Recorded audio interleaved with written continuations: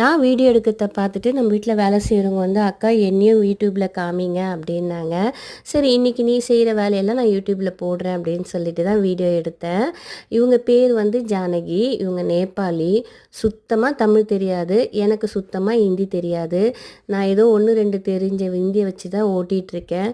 நடுவில் பார்த்தீங்கன்னா Vadivel sir comedy மாதிரி வரும். அவர் ஒரு படத்தில் இங்கே இதராவோ அப்படின்னு வரலையா, அந்த மாதிரி தான் ஓடும். நான் என்ன சொல்கிறேன்னு அவங்களுக்கு புரியாது, அவங்க என்ன சொல்கிறாங்கன்னு எனக்கு புரியாது. ஆனால் ஊமை ஜாடையிலையும் கை ஜாடையிலும் தான் பேசி போனாங்க. எப்படியும் இதை வச்சு தான் மெயின்டைன் பண்ணிகிட்ருக்கேன். இவங்க வந்து காலையில் 9 மணிக்கு வருவாங்க, சாயந்தரம் 5 மணி வரைக்கும் நம்ம வீட்டில் தான் இருப்பாங்க. எல்லா வேலையும் இவங்க தான் பார்த்துருவாங்க. எனக்கு வந்து சமைக்கிற வேலை மட்டும்தான். இன்றைக்கி லன்ச் பார்த்திங்கன்னா என் பசங்களுக்காக புளி சாதமும் தொட்டுக்க மீன் வறுவலும், ஹஸ்பண்டுக்கு வந்து வெள்ளை சாதமும் நெத்திலி குழம்பும் தான். நெத்திலி வந்து என் பசங்க சாப்பிட மாட்டாங்க, அதனால அவங்களுக்கு புளி சாதம் தான் பண்ணியிருந்தேன்.